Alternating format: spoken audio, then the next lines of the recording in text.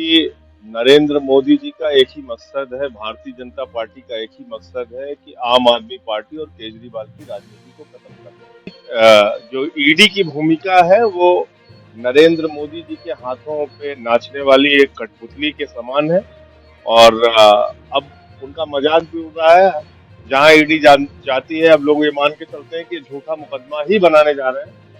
नहीं, बीजेपी को फायदा नहीं हो सकता है, लेकिन उनको बीजेपी के खिलाफ खड़े होना चाहिए।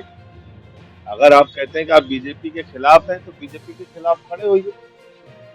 देखिए, पहले दिन से हम लोग ये कह रहे हैं कि नरेंद्र मोदी जी का एक ही मकसद है, भारतीय जनता पार्टी का एक ही मकसद है कि आम आदमी पार्टी और केजरीवाल की राजनीति को खत्म करना।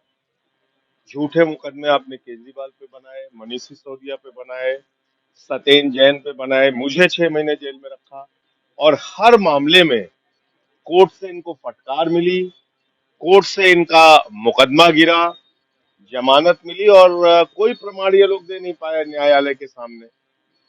मैं ऐसा मानता हूं कि अभी भी जो ईडी की भूमिका है वो नरेंद्र मोदी जी के हाथों पे नाचने वाली एक कठपुतली के समान है और अब उनका मजाक भी उड़ रहा है।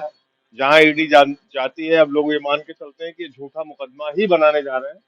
अगर कल को कोई सही काम भी ईडी करने जाएगी तो उसके ऊपर अब लोगों का विश्वास नहीं है, क्योंकि ईडी का राजनीतिकरण हो गया है। अमानतुल्लाह को जमानत मिलने पे मैं उनको बधाई देना चाहता हूँ, अपनी ओर से भी, पार्टी की ओर से भी और उनके परिवार को, उनके चाहने वाले। मेयर डिप्टी मेयर का चुनाव है, कितने आसपास आंकड़े आपके पक्ष में है, लेकिन बीजेपी का भी दावा है। तो बीजेपी तो इसी काम में मशहूर है। हमारे पास 142 की संख्या है, उनके पास कुल 120 के आसपास की संख्या है। उसके बावजूद वो कह रहे हैं कि हम जीत सकते हैं।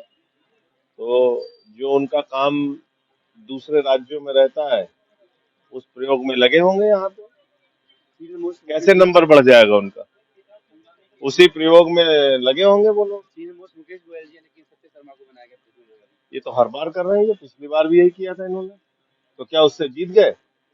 नहीं जीत पाए, इस बार भी हारेंगे। कांग्रेस बायकॉट कर रही है इस चुनाव का, तो क्या लग रहा है, इससे फायदा क्या बीजेपी को हो सकता है?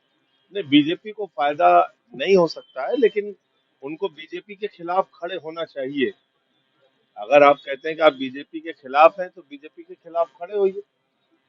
आप बीजेपी के खिलाफ तो खड़े नहीं हो रहे हैं। अभी महाराष्ट्र के अंदर चुनाव हो रहा है, तो जो इंडिया गठबंधन के प्रत्याशी हैं, महाविकास आघाड़ी के, हमारे कार्यकर्ता तो सबके लिए प्रचार कर रहे हैं। अगर यहाँ आज की तारीख में बीजेपी हमसे लड़ रही है, तो बीजेपी के खिलाफ कांग्रेस को भी खड़ा होना चाहिए। नहीं खड़े हो रहे हैं, हमसे पूछिए क्यों नहीं खड़े हो रहे हैं। अगर आपको हमारा वीडियो अच्छा लगा तो हमारे चैनल को सब्सक्राइब करें, हमारी वीडियो को लाइक करें, शेयर करें और ऐसे ही देश की तमाम बड़ी खबरों के लिए जुड़े रहें पॉलिटिशियंस इंडिया के साथ।